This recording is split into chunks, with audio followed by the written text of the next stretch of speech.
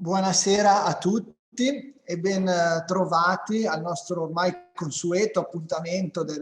venerdì tardo pomeriggio con i venerdì del terzo settore. Continuiamo, innanzitutto vorrei ringraziarvi come al solito per la vostra sempre numerosa presenza, ricordarvi che sul sito della nostra iniziativa www.venerditerzosettore.org sono disponibili i materiali relativi agli incontri precedenti e portarvi il saluto degli enti promotori della nostra iniziativa, la Fondazione Cassa di Risparmio di Padova e Rovigo e il Dipartimento di Diritto Privato e Critica del Diritto dell'Università di Padova. Vi saluto io a nome dell'intero comitato scientifico dei venerdì del terzo settore.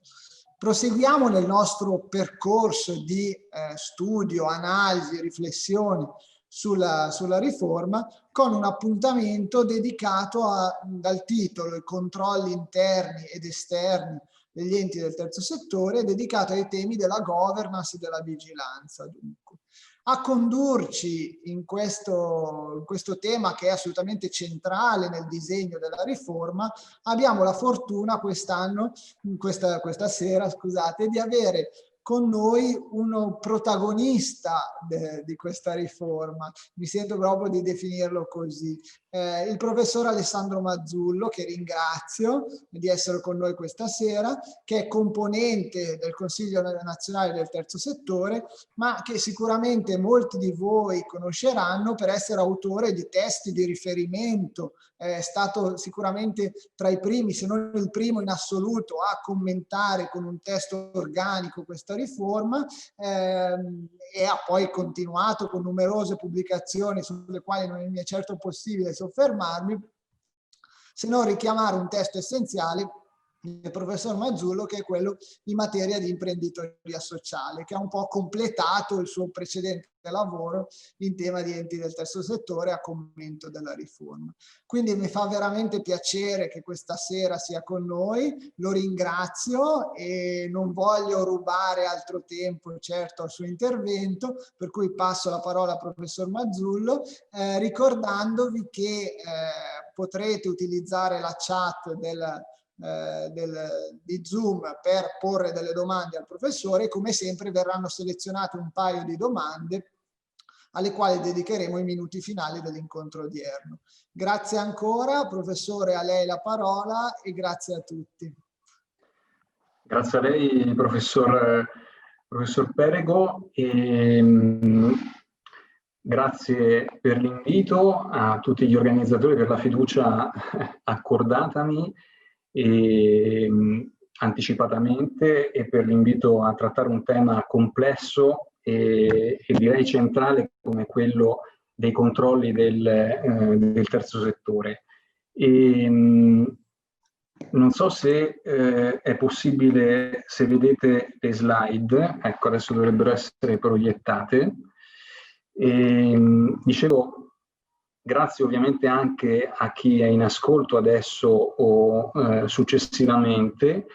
Il tema è un tema complesso, dicevo prima, perché come vedremo a breve il codice del terzo settore, soltanto attenendoci a quelli che è il sistema, se di sistema si può parlare dei controlli del terzo settore, ci mette di fronte ad una congerie particolarmente variegata di controlli degli enti del terzo settore. Abbiamo, tanto per rimanere sul piano semplicemente classificatorio, controlli interni, controlli esterni. Nell'ambito di quelli interni pensiamo all'autocontrollo, che è qualcosa che si pone in mezzo tra il controllo esterno e il controllo interno, l'autocontrollo svolto dalle reti nazionali nei confronti delle proprie realtà associate. Il controllo esterno inteso come controllo pubblico, amministrativo, svolto dalle tante amministrazioni coinvolte, non soltanto ovviamente il Ministero del Lavoro, ma pensiamo anche al MISE, al Ministero dell'Interno, ovviamente all'amministrazione finanziaria, agli organismi territoriali di controllo, a quello nazionale, al Consiglio stesso nazionale del terzo settore, al controllo svolto dal notaio nell'ambito del riconoscimento della personalità giuridica, ma una varietà anche del controllo giurisdizionale. Il codice stesso delinea la giurisdizione non soltanto del giudice ordinario, ma anche del giudice amministrativo TAR, ad esempio in materia di provvedimenti di diniego o di iscrizione nel RUNS, ma anche il giudice ovviamente tributario, visto che il codice contiene anche una serie di disposizioni di carattere fiscale e agevolativo, anche, permettetemi, il controllo giurisdizionale della Corte dei Conti, nella misura in cui voi sapete che il presupposto della responsabilità amministrativa si incardina sulla figura del dipendente pubblico, della qualifica di dipendente pubblico, che oggi la giurisprudenza contabile tende ad estendere fino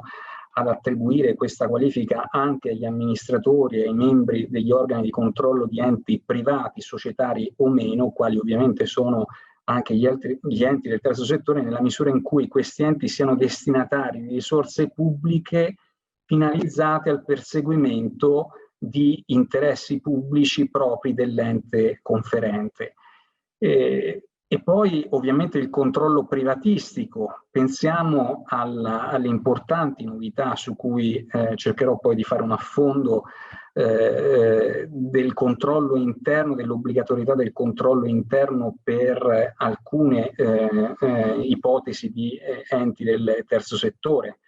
E poi anche il controllo civico, vedremo, un sistema di pubblicità particolarmente imponente che consente anche al cittadino comune di poter accedere a tutta una serie di informazioni riguardanti gli enti del terzo settore. Poi le distinzioni si possono moltiplicare all'infinito e tante sono le tipologie di controllo, appunto successivo, preventivo, concomitante, contabile, teleologico, come è il controllo che concerne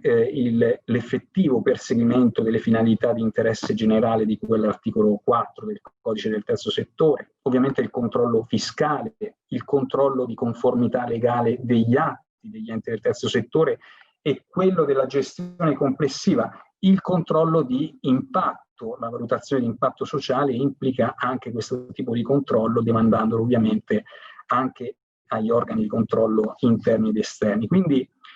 ci troviamo di fronte, questo semplicemente per comprendere come ci troviamo di fronte ad un sistema, se di sistema si può parlare, estremamente complesso, peraltro molto interdisciplinare, per cui in uno spazio contingentato quale quello che ci è dato in questo momento, ovviamente io credo che sia più opportuno soffermarci su alcune considerazioni generali complessive che concernono questo sistema, riservandomi però l'approfondimento di alcune tematiche di maggiore interesse o di maggiore attualità. Questo perché spesso e volentieri la pubblicistica in materia si sofferma sulle singole tipologie di controllo, ma non sempre sul sistema, su un'analisi del sistema nel suo complesso. Io trovo invece che questo sia particolarmente importante perché, a mio modesto avviso, individuare la linea evolutiva del sistema dei controlli del terzo settore ci consente anche di capire qualcosa in più della natura di questi enti e anche della funzione ad essi riconosciuta da parte dell'ordinamento giuridico. E questo fa sì che il tema, appunto, oltre che complesso, sia un tema centrale e anche particolarmente delicato, perché è chiaro che vi sono stati momenti nei quali i controlli del terzo settore, in realtà, di quelli che noi oggi chiamiamo enti del terzo settore, in realtà sono stati, come dire, strumentali ad un controllo del terzo settore con una funzione anche ostativa, d'ostacolo più che di incentivo. E quindi la domanda che io lascerei sullo sfondo come introduzione di questa relazione è se il sistema delineato dal codice del terzo settore sia più di ostacolo o di agevolazione, incentivo, promozione delle realtà del terzo settore. E spero che, ecco, di riprendere poi questa domanda che lascio sullo sfondo anche alla fine della relazione nel confronto che avremo insieme. Certamente il tema del controllo degli enti del terzo settore è un tema particolarmente antico, almeno quanto quello della codificazione moderna. Consentitemi questa breve parentesi e ricostruzione evolutiva, perché credo che ci dica molto anche della realtà odierna. Dicevo, è un tema che noi ritroviamo anche con la codificazione moderna, quindi col Code Civil del Napoleonico del 1804, dove non a caso una delle pochissime disposizioni del codice del 1804, che è un po' il nonno del nostro codice del 1942, quella di cui all'articolo 910 parla non ovviamente degli enti del terzo settore, parla degli enti morali e ne parla proprio per tratteggiare un aspetto del controllo di questi enti, perché le disposizioni patrimoniali a favore degli enti morali erano soggette, come in Italia fino a poco tempo fa, ad una autorizzazione governativa. Ma al di là di queste scarne e significative parentesi, è stata attuata da quella codificazione, quella che un autore che mi piace citare sempre, Andrea Zoppini, ha definito la congiura del silenzio nei confronti di una realtà che in realtà esisteva, perché non è che non esistesse in quell'epoca, anzi il Medioevo e quindi l'Ancien Regime era costellato di enti caritatevoli, di enti ospedalieri, di confraternite, che peraltro avevano patrimoni particolarmente ingenti, però guardava con un certo sospetto ideologico e anche economico a queste realtà, non solo perché erano realtà che ereditava dall'Ancien Regime, ma perché erano corpi intermedi che si frapponevano rispetto a quel rapporto diretto basato sul contratto sociale, appunto, di Rousseau tra Stato e cittadino. Intermediavano questo rapporto e come tali erano visti con sospetto. E poi perché questi enti intermedi, con i loro grandi anche patrimoni, rappresentavano una ricchezza immobile e soggetta ad una sorta di vincolo che si frapponeva a quella idea del diritto di proprietà che doveva essere goduto in modo pieno ed esclusivo sulla base appunto del Code Civile. E quindi, come dire, rappresentavano una cosiddetta mano morta, una forma di ricchezza che, essendo sottratta alla libera circolazione, non era produttiva. Trovo particolarmente significativa questa frase di Diderot che parla della fondazione nella sua enciclopedia dicendo: è un istituto utile solo a soddisfare l'aspirazione tanto vana quanto egoista dell'individuo all'eternità, ma che si traduce di fatto nell'impoverimento di quanti sopravvivono e tale da evocare, quando fosse consegnato l'autonomia individuale, l'immagine di un supplizio di Tantalo, ossia l'immagine di un'umanità condannata all'indigenza, ecco qui, per aver cristallizzato in forme giuridiche improduttive le proprie ricchezze, ad un tempo percepibili ma anche inaccessibili. Quindi era una proprietà sottratta alla libera circolazione, perché si trattava di enti prevalentemente erogativi più che produttivi e come tali enti che sottraevano la ricchezza in particolar modo a quelli che erano i cosiddetti atti di commercio, per le imprese, eccetera. Ovviamente questa visione, che poi si salda peraltro con l'ideologia fascista, nell'ambito della quale in teoria si inserisce anche il Codice Civile del 1942, anche se per tanti aspetti esso è svincolato da quell'assetto ideologico, ma non per tutti ovviamente. E ovviamente però questa idea di un controllo che è controllo ostativo, perché coerentemente si pone in modo funzionale rispetto ad una visione di sospetto nei confronti degli enti, dei corpi intermedi, di quelli che noi oggi chiamiamo enti del terzo settore, non sopravvive con l'entrata in vigore della Costituzione. La Costituzione riconosce a tutti questi enti l'importante contributo sul piano della partecipazione democratica, sul piano della realizzazione del principio personalistico, solidaristico di quell'articolo 2. E poi con il passaggio da quello che è il cosiddetto welfare state alla cosiddetta welfare society, con la crisi del debito pubblico, quando lo Stato non riesce più a soddisfare quei bisogni sociali, demandando anche, riconoscendo il ruolo anche di questo cosiddetto terzo settore nell'assolvimento di questi compiti, nel soddisfacimento di questi bisogni, ovviamente ci troviamo piano piano in un assetto assiologico completamente diverso, e alla scarna disciplina codicistica del Codice Civile del 1942 viene sovrapposta tutta una legislazione frammentata, disorganica, a cavallo tra gli anni 80 e 90, che però cerca di supplire alle carenze normative del Codice Civile del 1942. Lo fa riconoscendo una serie di qualifiche giuridiche. Io parlo di abulimia, di bulimia qualificatoria, perché questo processo di riconoscimento delle qualifiche giuridiche, di qualifiche giuridiche sempre nuove, non è ancora terminato. Di qualche giorno è la presentazione di un disegno di legge al Senato che prevede l'introduzione della subqualifica di impresa sociale di comunità, che almeno è un'operazione che cerca di inserire questa qualifica all'interno di una qualifica già preesistente, ma ovviamente dagli anni 90 in poi le qualifiche che si sono susseguite sono tantissime: le ODP, le APS, le ONLUS, le imprese culturali, creative, le società benefit,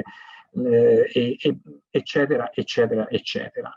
E a queste qualifiche ovviamente si riconoscono anche delle agevolazioni, in particolar modo delle agevolazioni fiscali. Il controllo, pertanto, in questo determinato momento storico, è un controllo prevalentemente fiscale, il controllo probabilmente più temuto, volto a verificare la sussistenza e la permanenza dei requisiti che consentono a quegli enti di poter fregiarsi di quelle qualifiche e quindi di quei determinati regimi agevolativi. Se volete, è un controllo quindi che ha una funzione ovviamente non più ostativa ma promozionale, perché cerca di, come dire, per riprendere una frase nota a chi ha seguito il processo di riforma del terzo settore fin dall'inizio, per poter distinguere il grano dall'olio, cioè per poter individuare ovviamente i soggetti veramente meritevoli di quelle qualifiche e delle agevolazioni connesse a quelle qualifiche. E questa funzione promozionale agevolativa è una funzione ovviamente coerente con il nuovo assetto, come dire, il nuovo quadro assiologico dentro il quale si inseriscono gli enti che noi oggi chiamiamo del terzo settore in questo secondo passaggio storico. La riforma del terzo settore, tuttavia, segna un passaggio ulteriore, perché quei controlli che un tempo erano principalmente i controlli, a mio parere, dell'amministrazione fiscale, ma non solo, oggi si sono costellati di una serie di controlli ulteriori. Non ultimo, appunto, pensiamo all'importanza che hanno per il codice del terzo settore i controlli degli organi interni, e poi ovviamente tutti quei controlli pubblicistici che ho semplicemente accennato all'inizio. C'è un'enfasi notevole sul tema del controllo, cioè la riforma è evidente, in questo a mio parere marca una differenza notevole rispetto al sistema precedente. Il problema è capire innanzitutto se questo sistema dei controlli, riprendendo la domanda lasciata sullo sfondo, oggi possa essere ancora considerato un sistema funzionale alle realtà del terzo settore. Parlo del sistema dei controlli delineato dal codice del terzo settore, e laddove ciò non fosse visto più come peso, come ostacolo allo sviluppo del terzo settore, se questo sia coerente in effetti con quella che doveva essere invece la funzione importante riconosciuta dalla riforma agli enti del terzo settore. Trovo che questo, per comprendere meglio il perché di questa particolare enfasi sul tema dei controlli nel codice del terzo settore, trovo importante partire da questa slide nella quale è condensato molto del cambiamento fotografato attraverso il dibattito che ha preceduto la riforma. Questa è la slide del famoso censimento del 2011, che appunto dalla quale si evince che questi enti già per il 48% circa delle loro entrate scambiano beni o servizi sul mercato o con il pubblico. Vedete, il trattino rosso indica, la parte rossa della torta indica i proventi da contratti o convenzioni con istituzioni pubbliche, la parte verde i proventi derivanti dalla vendita di beni e servizi sul mercato tradizionale. Questo accadeva già e nonostante i limiti che tutte quelle discipline extracodicistiche e speciali avevano sostanzialmente imposto agli enti del terzo settore nello svolgimento di un'attività economica produttiva. Cioè, nonostante questo, nonostante i tanti limiti, pensiamo alla legge 266 del 91 che riconosceva alle ODV, alle organizzazioni di volontariato, la possibilità di svolgere attività commerciale, ma nei limiti, diceva, della marginalità, così come declinata, se non erro, da un decreto ministeriale del 1995, o alle APS che potevano svolgere sempre attività commerciale, ma nei limiti della sussidiarietà di queste attività, oppure alle associazioni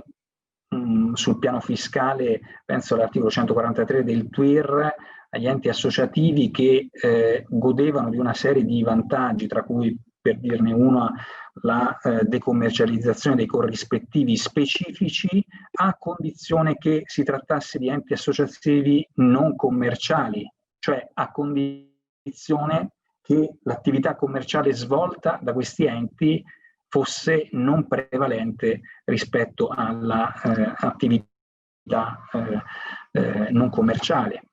E pensiamo ovviamente alle ONLUS, che rappresentano un elemento di rottura per un verso, però dall'altra parte continuano a prevedere una serie di limitazioni particolarmente importanti proprio sul fronte della possibilità per questi enti di essere anche enti economicamente produttivi e quindi di svolgere un'attività economica anche sul mercato, magari soltanto al fine di finanziare l'attività core, l'attività principale dell'ente stesso. Le organizzazioni non lucrative di utilità sociale nell'acronimo stesso mirano da una parte a superare quella confusione tradizionale tra due piani completamente distinti, quello del lucro soggettivo e quello del lucro oggettivo, e a riconoscere che ci sono degli enti, quali appunto le ONLUS, che sono meritevoli di, in questo caso, agevolazioni fiscali per il solo fatto di perseguire delle finalità non lucrative, indipendentemente dal fatto quindi che quelle attività attraverso le quali questa finalità non lucrativa si realizza siano o meno oggettivamente lucrative. Eppure, al di fuori dell'elenco di attività, ricorderete, di cui all'articolo 10 del 460 del 97, la ONLUS non poteva svolgere attività commerciali di supporto finanziario alle attività principali se non entro i limiti della accessorietà, se non nei limiti entro i quali veniva configurata l'attività connessa che le onlus potevano svolgere. Quindi di fatto, ad esempio, una onlus non poteva stipulare un contratto di sponsorizzazione con una for profit, stringendo una partnership abbastanza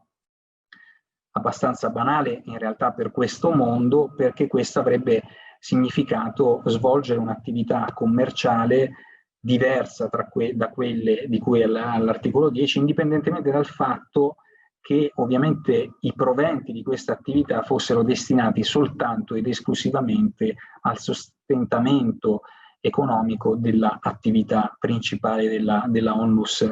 stessa. Ecco, tutto questo era figlio di questa visione che poi ancora ritroviamo nel codice civile del 42, cioè una parte di questo mondo, il mondo che noi oggi chiamiamo del terzo settore, trovava riconoscimento in quel codice solo nel libro primo, che era un po' il mondo degli enti erogativi nella visione del legislatore del 42 che non svolgevano attività economica e che perseguivano economico-produttiva e soprattutto di impresa e che svolgevano le loro attività di carattere erogativo per finalità ideali. Dall'altra parte tutti i soggetti del libro quinto del codice civile, in particolar modo gli enti collettivi che per il legislatore del 42 erano gli unici a poter svolgere attività di impresa o quasi, cioè le società, rispetto alle quali ovviamente c'era una disciplina enormemente più nutrita di quella che invece regolava le attività degli enti del libro primo. E in questa disciplina particolarmente nutrita ovviamente ritroviamo anche la disciplina degli organi interni, a cui la riforma cerca di ispirarsi anche rispetto agli enti del terzo settore. Ma questo perché? Perché evidentemente con questa fotografia di un mondo del terzo settore che ormai a pieno titolo era inserito all'interno delle realtà produttive del paese, potendo ovviamente, non essendo obbligato, ma potendo svolgere addirittura in modo esclusivo o comunque principale, come dice l'articolo 11 e l'articolo 13 del codice del terzo settore, attività di impresa commerciale. Se questo era vero, allora bisognava evidentemente mutuare anche alcuni aspetti di tutela e quindi degli stakeholders esterni, dei fornitori, dei creditori e degli stessi membri interni dell'organizzazione, analogamente a quello che accade per le società nell'ambito degli enti del terzo settore. E da qui una delle spiegazioni anche di alcuni aspetti dell'attuale sistema di controllo degli enti del terzo settore. Ma poi ovviamente c'era un contesto politico particolare che va, seppure sinteticamente, ricordato. Quando la riforma viene avviata, se vi ricordate, il disegno di legge governativo di delega si incardina in Parlamento, se non erro, nel 2014. Da poco era scoppiato lo scandalo COP29 giugno, addirittura fu mandata questa fotografia che ritraeva l'allora ministro del lavoro con uno dei protagonisti di quella vicenda, pur essendo ovviamente il ministro completamente estraneo a quei fatti. Però ovviamente pesava innanzitutto quel condizionamento, così come dal punto di vista politico avevamo, come dire, una maggioranza particolarmente vicina ad un mondo cooperativo che in una sua parte, ovviamente non nella totalità della sua realtà, guardava anche con una certa preoccupazione all'introduzione di nuovi modelli imprenditoriali di carattere sociale alternativi rispetto a quello della cooperativa sociale. Vi era poi un'opposizione dei 5 Stelle che guardava ad un modello più statalista, una opposizione di destra che guardava ad un modello più mercantilista, c'erano i timori del mondo for profit rispetto alle eventuali agevolazioni riconosciute agli enti del terzo settore, che potevano svolgere attività economica negli stessi ambiti previsti, cioè negli stessi ambiti che un tempo caratterizzavano le attività soltanto del mondo for profit. Era una resistenza stessa al cambiamento di una parte del terzo settore, eccetera. Ecco, tutto questo porta, come dire, nel passaggio dalla concezione sociologica alla concezione giuridica di terzo settore, porta a mio parere a esaltare, come dire, le caratteristiche ibride degli enti del terzo settore, che sono enti che da una parte sono enti privati, però dall'altra parte sono enti che perseguono scopi analoghi a quelli degli enti pubblici, ma dall'altra parte ancora sono enti che operano anche sul mercato attraverso lo scambio di beni o servizi con il mercato. L'articolo 6, in particolar modo del codice del terzo settore, riconosce, che fu oggetto di un ampio e forte confronto anche nella commissione governativa che poi ha redatto il codice,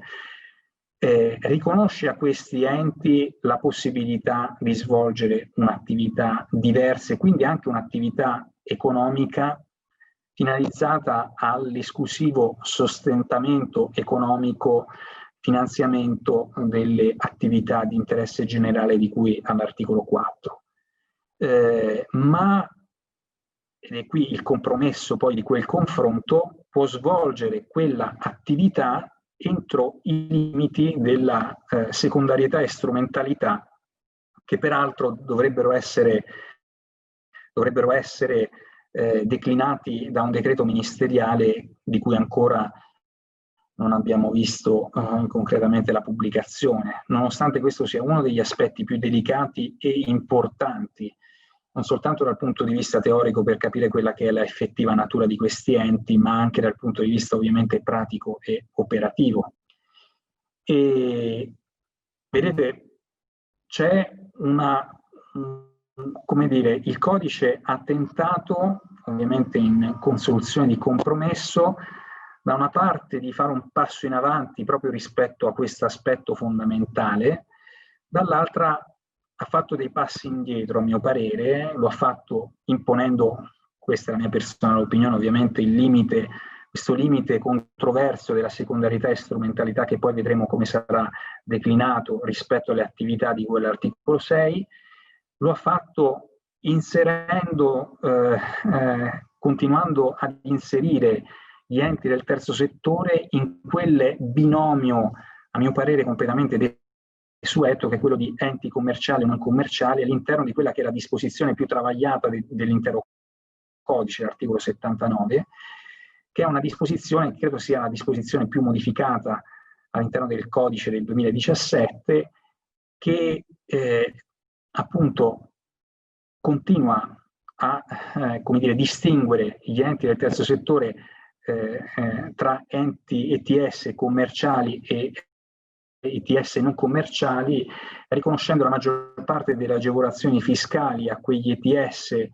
che godono della qualifica di ente non commerciale e soprattutto imponendo agli ETS che superino quel bilanciamento tra attività commerciali prevalenti o non prevalenti,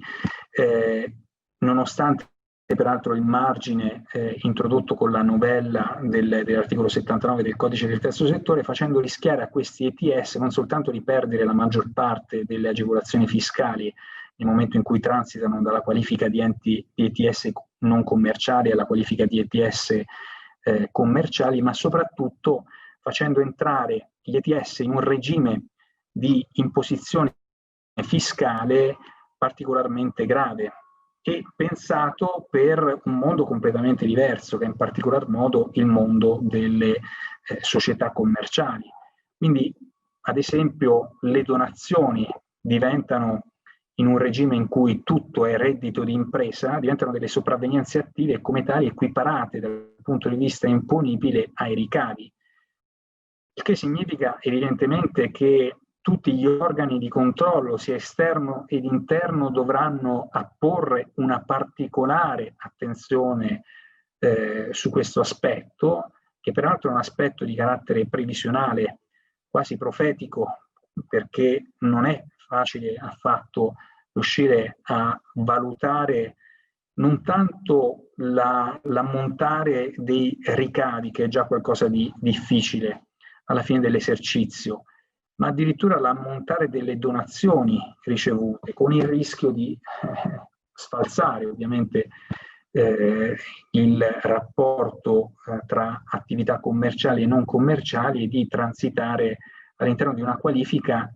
che peraltro è una qualifica che trova una scarsa giustificazione anche teorica.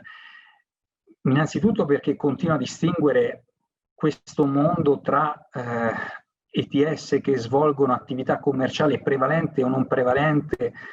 a prescindere invece da quella che è la finalità non lucrativa, che è un piano completamente diverso che invece dovrebbe caratterizzare questi enti, e la stessa legge delega in realtà secondo me andava in questa direzione, ma poi perché opera questa distinzione che, come abbiamo visto, ha delle conseguenze molto importanti tra enti che possono essere commerciali o non commerciali sulla base di un bilanciamento che è puramente interno, per cui un ente del terzo settore che riceve, ve ne sono donazioni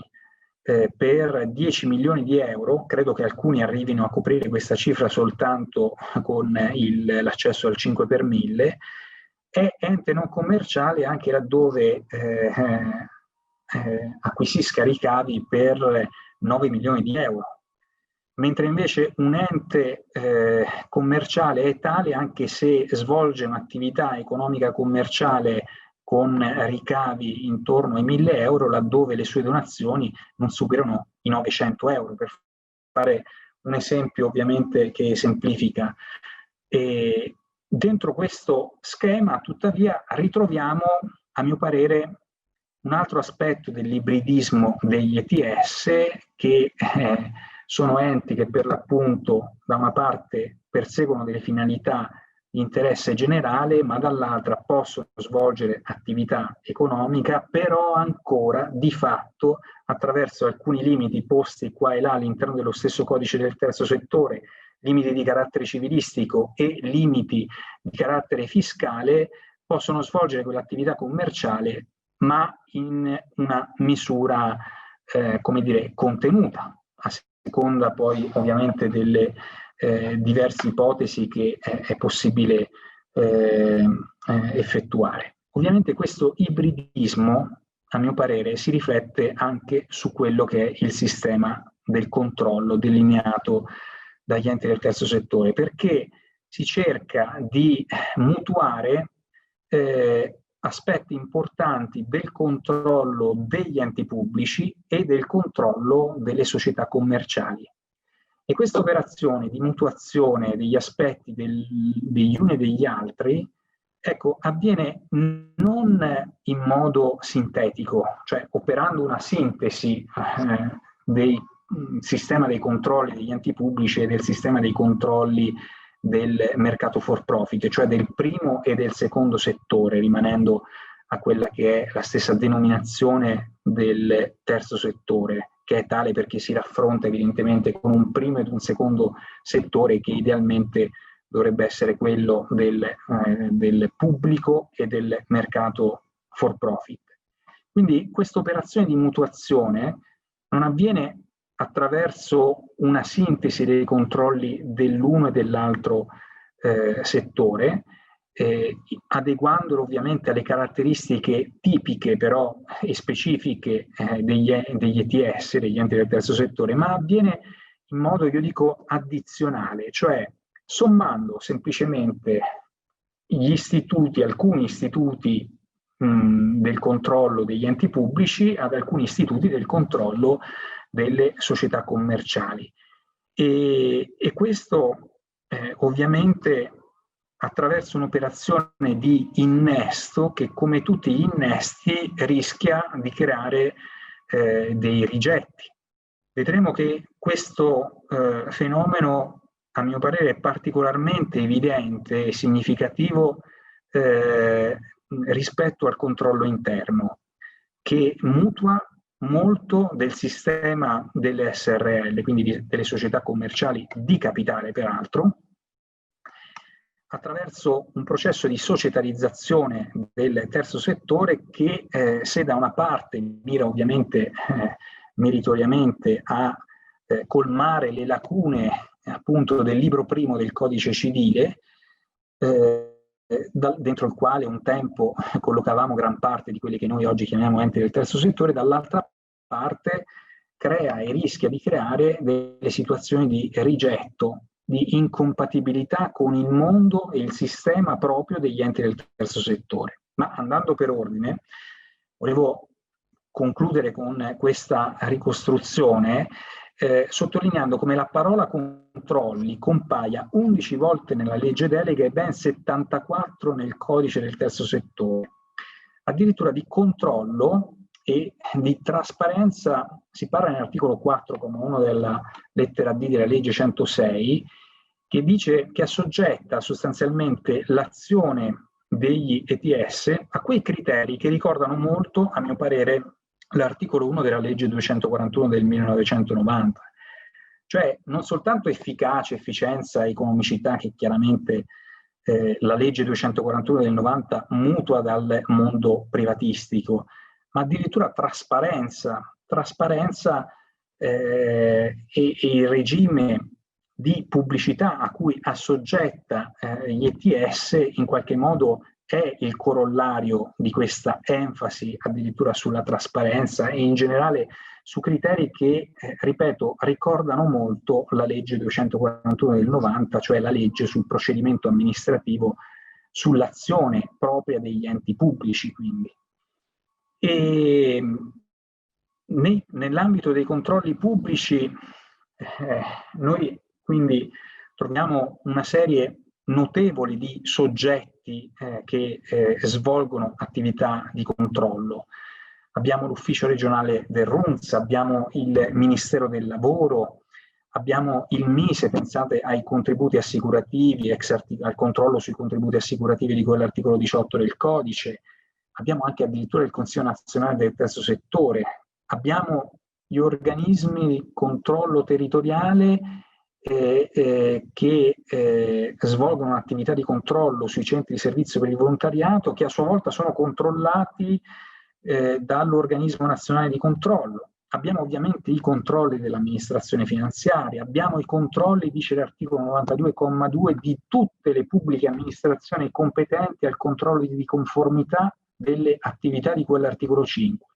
E poi l'articolo 93,4 parla del controllo delle pubbliche amministrazioni che erogano risorse, evocando, ripeto, a mio parere, anche sotto questo aspetto, poi il controllo giurisdizionale della Corte dei Conti, laddove queste risorse siano distratte dagli scopi pubblicistici per i quali erano state destinate agli enti del terzo settore stesso. L'ufficio del RUNTS poi è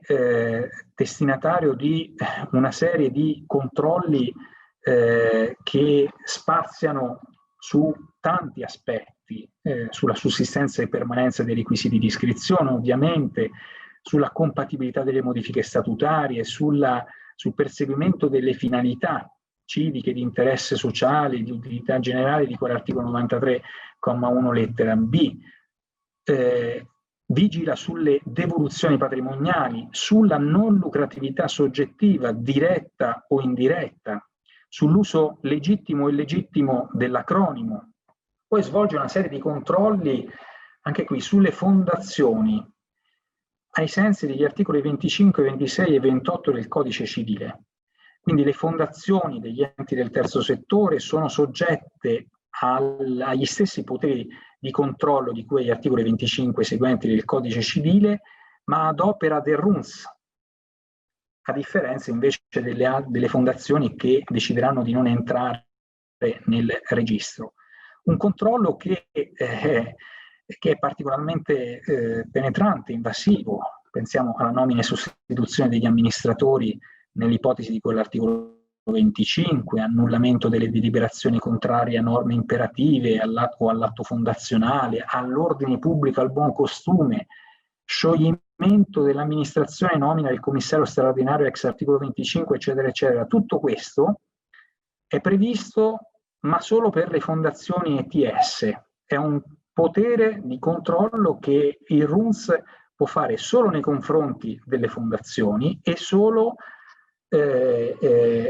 nei confronti delle fondazioni ETS, perché per le altre tipologie, per le altre fondazioni l'autorità competente ovviamente non è quella dell'ufficio del RUNS. Ovviamente è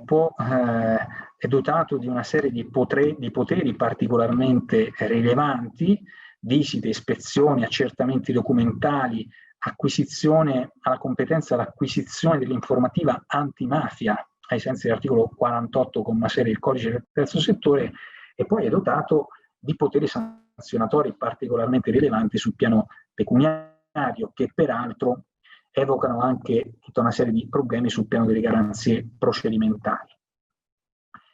L'amministrazione finanziaria, dall'altra parte, svolge un controllo altrettanto penetrante, come già avveniva prima del codice del terzo settore, e peraltro in autonomia. Qui l'aspetto che vorrei sottolineare è come questa autonomia rischia ovviamente di creare delle sovrapposizioni tra l'accertamento, ad esempio, dei requisiti per poter rimanere iscritto nel codice del terzo settore da parte ora dell'ufficio del RUNS, ora dell'amministrazione finanziaria, che può disconoscere, contrariamente io credo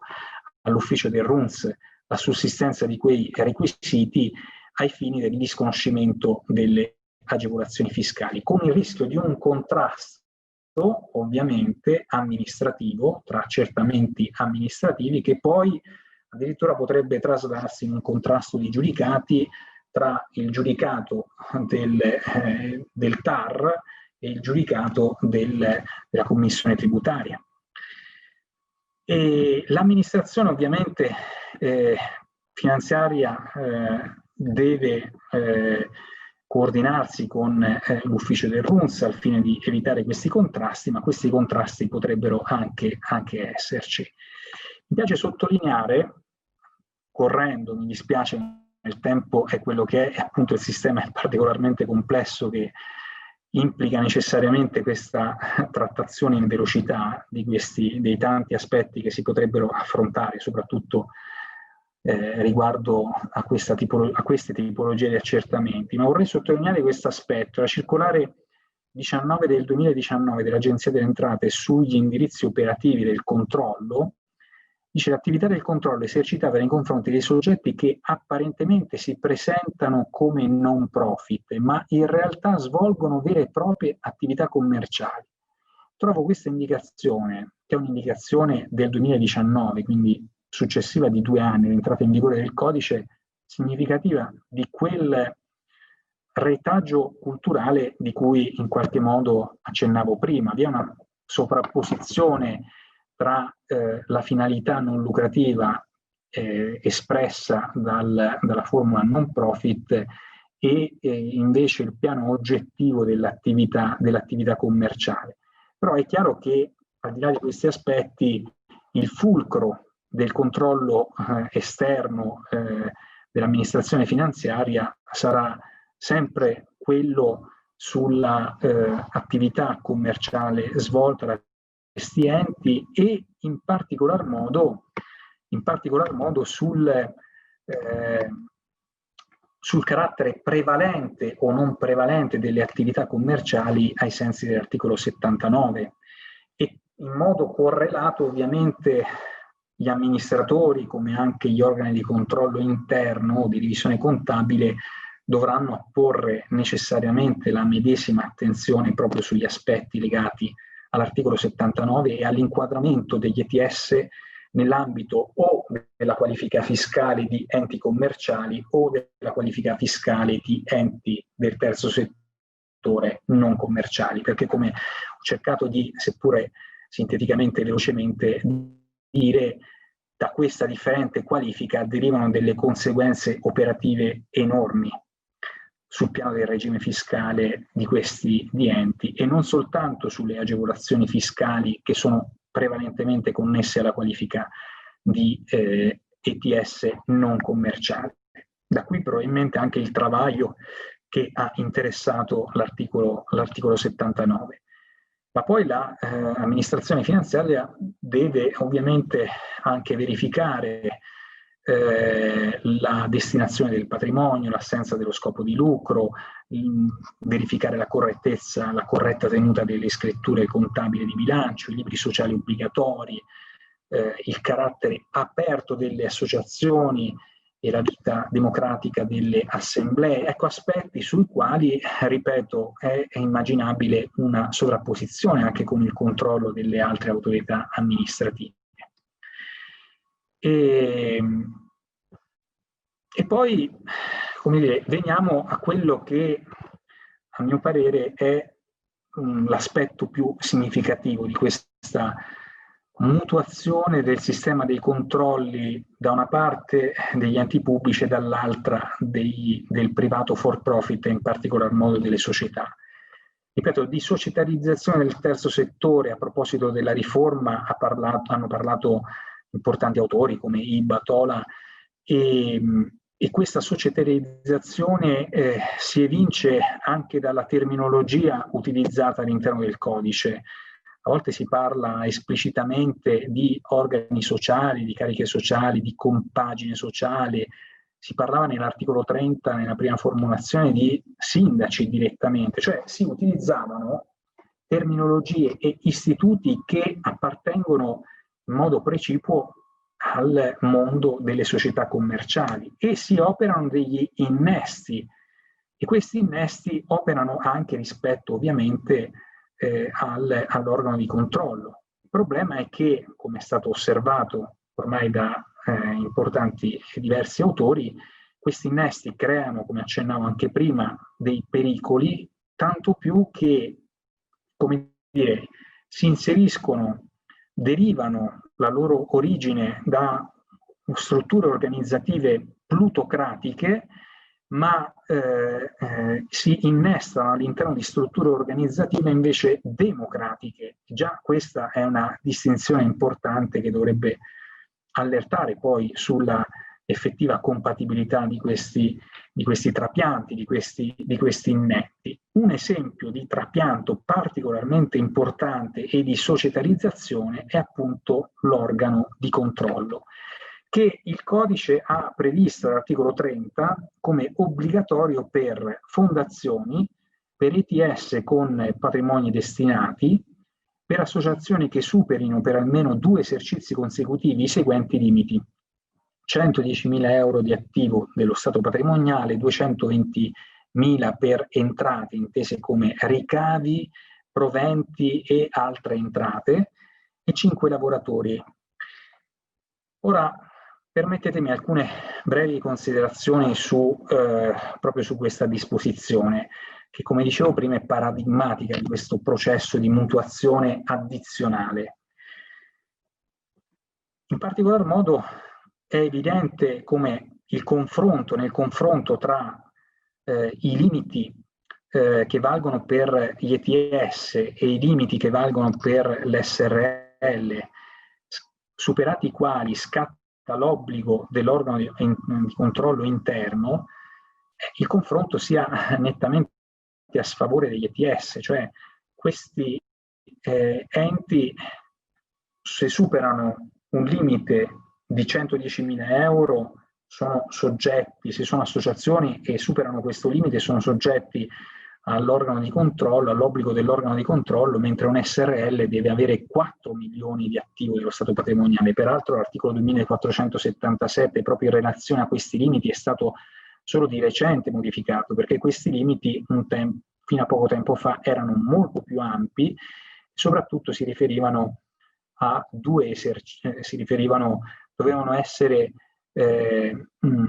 superati almeno 2 dei vari limiti previsti per l'SRL. Vedete, la differenza quantitativa è enorme, quindi anche da questo punto di vista emerge come evidentemente per il legislatore l'esigenza del controllo degli ETS sia ancora più forte di quella di una SRL che tradizionalmente opera nel mondo commerciale.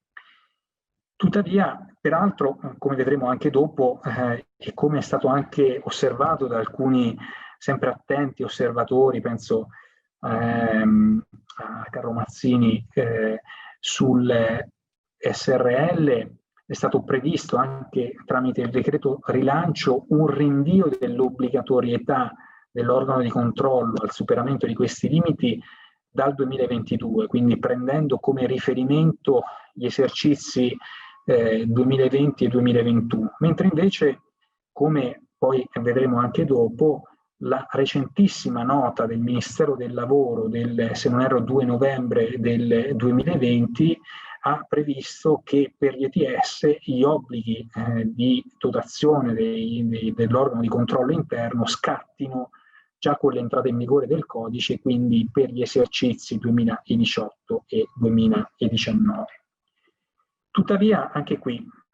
ripeto, ci sono delle considerazioni, cioè andando a guardare questo assetto del controllo interno non è possibile non fare svolgere alcune osservazioni. Riprendendo ad esempio la relazione illustrativa al codice del terzo settore, si diceva espressamente che questa implementazione importante dei controlli degli enti del terzo settore era effettuata al fine di assicurare un adeguato livello di controllo di enti beneficiari di un trattamento fiscale agevolativo. E poi continuava la relazione dicendo: nel disciplinare la materia si è peraltro applicato un principio di gradualità, nel senso che gli obblighi inerenti alla governance dell'ente sono stati commisurati alle sue dimensioni espresse sulla base di parametri predeterminati. E in realtà noi abbiamo già evidenziato una sproporzione dimensionale rispetto al mondo, ad esempio, delle società di capitale, che può essere giustificata, per carità, dalle maggiori esigenze appunto del controllo degli enti che operano in modo diverso dalle società commerciali, perseguendo finalità non lucrative e per questo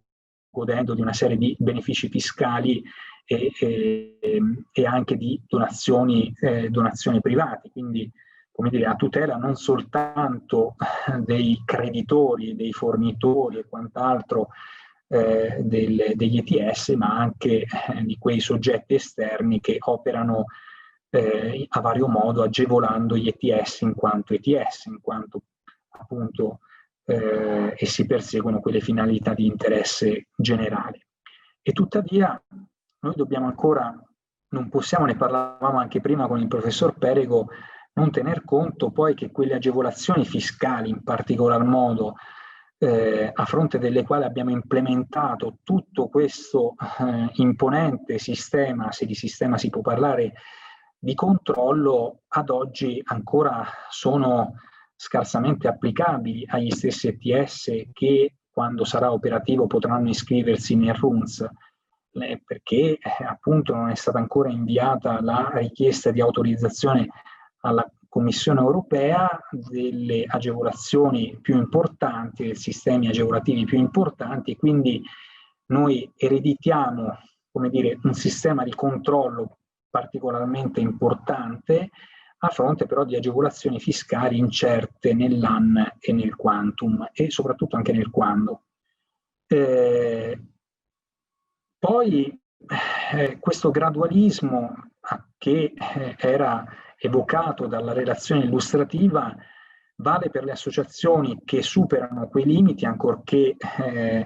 limiti enormemente inferiori rispetto a quelli invece applicabili alle SRL, però non vale per le fondazioni che, indipendentemente dal superamento o meno di quei limiti, debbono dotarsi degli organi di controllo, oppure per tutti quegli enti che siano che si dotino di patrimoni, che costituiscano patrimoni destinati. E ricordiamo che tra questi vi sono necessariamente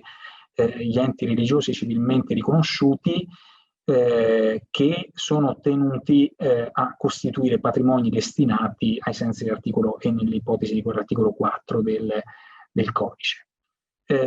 Non c'è nessun obbligo per ETS che non siano fondazioni e associazioni, quando invece noi sappiamo che la qualifica di ETS può essere ambita anche da soggetti, ce lo dice il codice, che rivestono una qualifica civilistica diversa. Ad esempio un trust che nel vecchio regime ONLUS poteva acquisire, nel vecchio e ancora vigente regime ONLUS, poteva e può acquisire la qualifica di ONLUS se si tratta di un trust opaco e non di un trust trasparente. Probabilmente potrà ambire anche ad acquisire la qualifica di ETS, ma se non costituirà un patrimonio destinato, nonostante esso stesso può essere assimilato a un patrimonio destinato, non sarà tenuto a dotarsi di quell'organo di controllo, punto interrogativo. Poi vi è un'equiparazione critica, secondo me, tra donazioni e ricavi. Vedete l'articolo 2000 e non mi ricordo più del codice civile che concerne le SRL, che prevede i limiti per le SRL, parla di ricavi,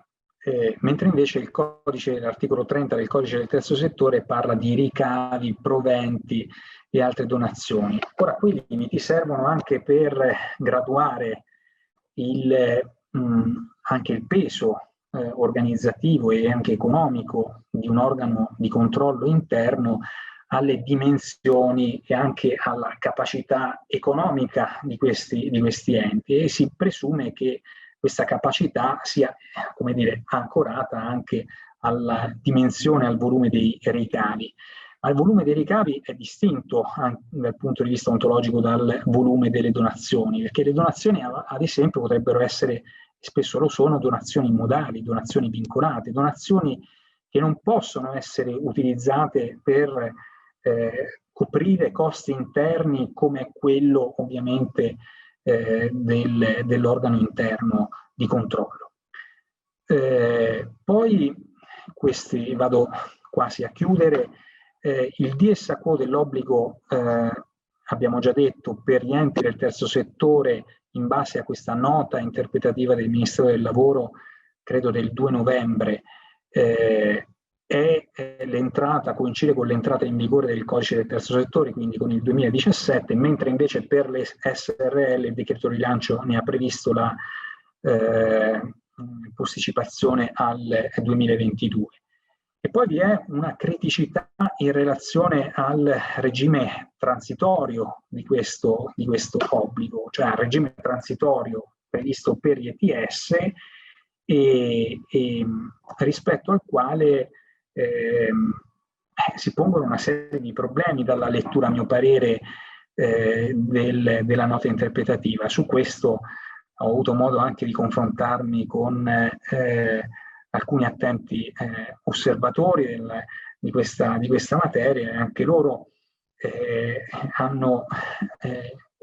come sollevato il problema, perché la nota del Ministero fa decorrere quindi quest'obbligo dagli anni 2018 e 2019, cioè fa decorrere dal 2017, trattandosi di esercizi, considera come periodo di osservazione per il superamento dei limiti di cui all'articolo 30 del codice gli anni 2018 e 2019. Tuttavia, cosa accade per le ODV, le APS e alle ONLUS costituite prima dell'entrata in vigore del codice del terzo settore, e peraltro ancora magari non hanno scelto di transitare effettivamente all'interno del registro unico nazionale del terzo settore, e che comunque fino alla scadenza del termine di cui all'articolo 104,2 del codice continuano, in teoria, secondo quella che è l'interpretazione anche autentica data dal legislatore e anche dall'amministrazione, dovrebbero continuare a godere del regime fiscale previgente fin tanto che non siano messi nella possibilità di godere del nuovo regime fiscale una volta ottenuta l'autorizzazione da parte della Commissione europea. Se questo è vero non soltanto per il regime fiscale, ma anche per il regime organizzativo di queste realtà, che soprattutto per alcune non prevede l'obbligatorietà dell'organo di controllo, o se la prevede entro limiti diversi. Quindi rispetto alla nota interpretativa, ecco, si pongono una serie di problemi che sono sempre quelli legati in questa fase storica, un po' per tutti, anche alla complessità del regime transitorio tratteggiato dal codice. Quindi diciamo che anche sotto questo aspetto questa operazione di innesto crea probabilmente delle criticità e il sistema di questi controlli degli enti del terzo settore, questo sistema estremamente complesso, oggi pone appunto questa domanda fondamentale: se sia un sistema davvero promozionale oppure un sistema che ostacola in realtà questi enti. Lo vedremo ovviamente quando tutti i tasselli di questa riforma saranno davvero operativi. A breve, o meglio, dal prossimo anno dovrebbe essere operativo il registro unico nazionale del terzo settore e si spera quanto prima venga inviata questa richiesta di autorizzazione, e poi questa autorizzazione, come dire, si spera venga, ma anche qui ovviamente gli elementi di criticità da superare sono sicuramente tanti. Però quando tutta la riforma sarà pienamente attuata, occorrerà, io credo, porci questo interrogativo di fondo, anzi questo interrogativo evidentemente vale già adesso, soprattutto per quella parte della riforma che è già operativa, a quanto pare, come quella in materia di controlli interni, perché il rischio di ostacolare questo mondo anziché di agevolarlo è particolarmente grave. Non ultima, e concludo, un accenno breve anche al sistema del controllo civico. La trasparenza come principio guida tanto dell'APA quanto degli ETS ha fatto sì che il legislatore prevedesse una serie di oneri di pubblicità, soprattutto all'interno del RUNS, che non operano neanche per il mondo societario, per il quale ad esempio ricordo che vi sono sì anche degli obblighi di rendicontazione non finanziaria, ma che operano soltanto per le società quotate in borsa che superano determinati limiti particolarmente importanti. Oggi invece a questo mondo richiediamo di pubblicare non soltanto il proprio bilancio d'esercizio, ma anche il bilancio sociale, integrato eventualmente anche dalla VIS, dalla valutazione di impatto sociale, e tutto questo ad opera di organi di controllo che chiaramente, secondo alcuni, dovrebbero operare pro bono, però ovviamente vanno incontro ad una serie di aspetti particolarmente complessi per qualsiasi professionista, a fronte dei quali è facile ipotizzare la richiesta anche di un compenso adeguato e probabilmente giusto. E potranno gli enti del terzo settore anche sotto questo aspetto far fronte a questi costi? Ecco, diciamo, questo è l'interrogativo un po' con il quale ho introdotto questa relazione e questa veloce carrellata sul sistema dei controlli, e credo che sia però arrivato il momento di chiudere la mia relazione e di aprire eventualmente il confronto, giusto professor Perego? Grazie professore, assolutamente, perfettamente nei tempi, quindi ecco, la ringrazio anche di questa cosa, e soprattutto volevo ringraziarla per una cosa che credo che tutti, io per primo, ma tutti i partecipanti abbiamo veramente apprezzato del suo intervento, che è l'onestà intellettuale con il quale si è posto dinanzi alla riforma, anche con uno sguardo critico su certi passaggi, perché troppo spesso appunto assistiamo a o la demonizzazione di questa riforma o la sua esaltazione. Quindi il fatto che lei ha saputo porre bene in luce i pregi ma anche le criticità è una cosa che sicuramente, diciamo, va molto nel senso della nostra iniziativa, che è quella appunto di una riflessione critica su tutto il percorso di riforma. Dal nostro pubblico innanzitutto viene una particolare condivisione e vorrei appunto manifestargliela di un passaggio del suo intervento, che è quello nel quale rileva, perché un po' tutti lo sperimentano sulla propria pelle, la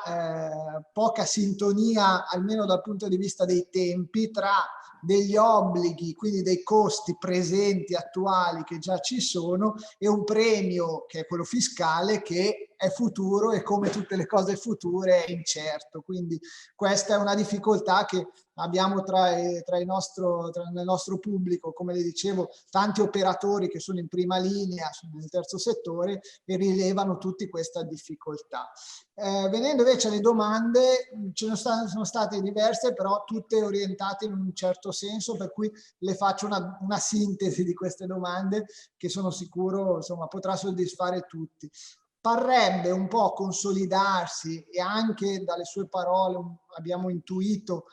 questa cosa, che diciamo una linea interpretativa secondo la quale il combinato di due elementi, cioè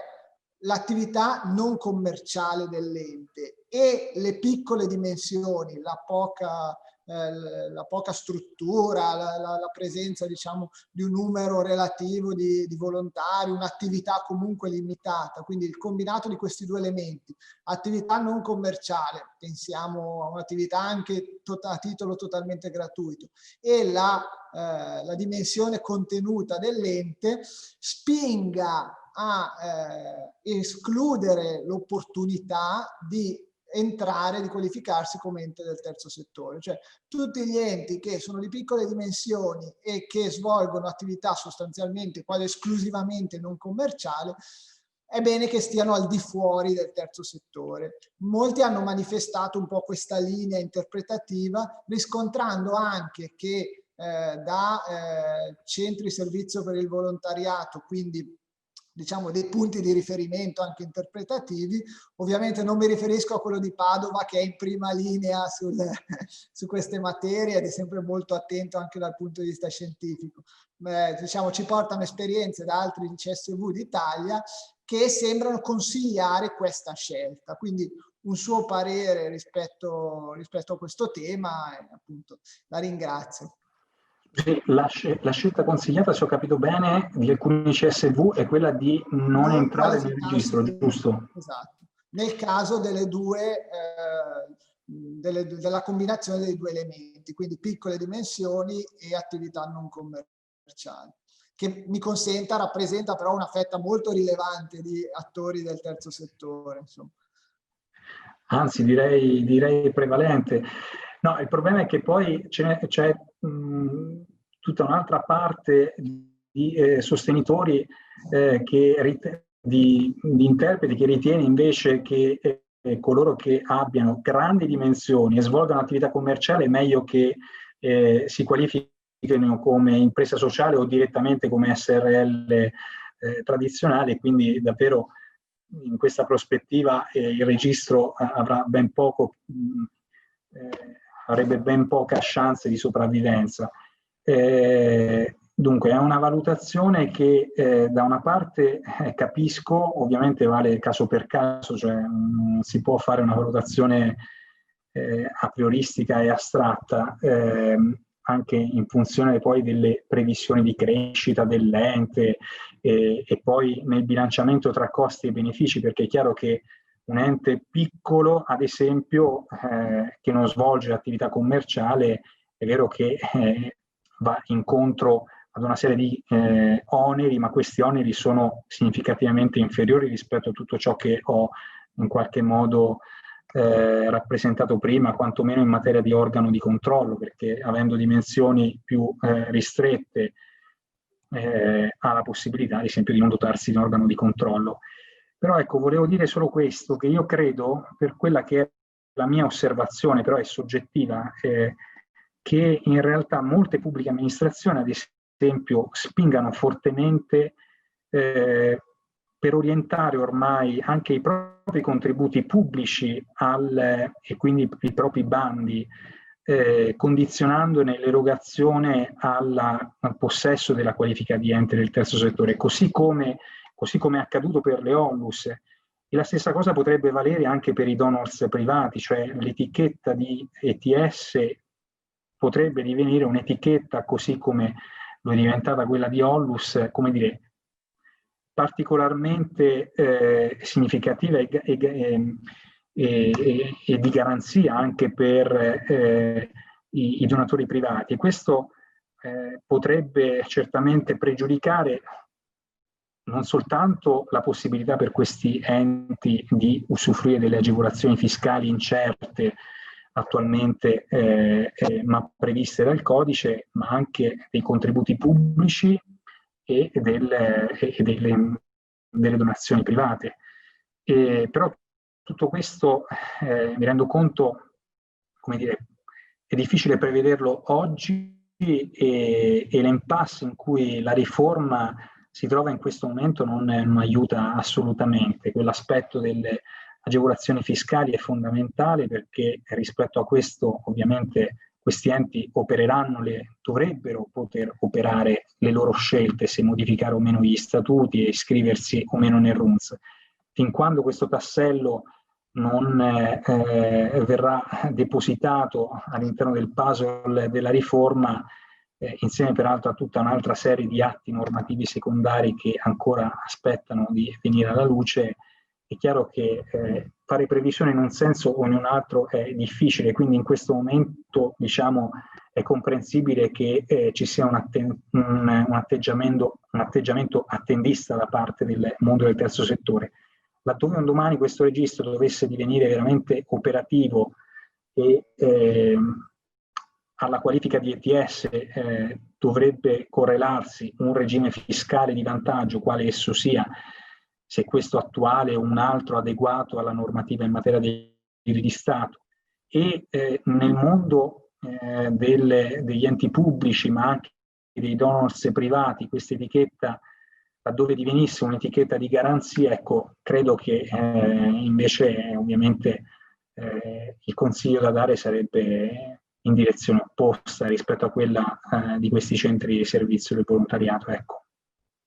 Bene, grazie mille per averci richiamato ulteriormente a questi benefici, perché si va subito con la mente a quelli fiscali, ma appunto c'è un particolare rapporto con le pubbliche amministrazioni. Abbiamo dedicato alcuni incontri a questi temi, e poi soprattutto, come dice lei, c'è anche una questione, diciamo, di rilevanza di questa etichetta ai fini complessivi della rilevanza sociale dell'attività.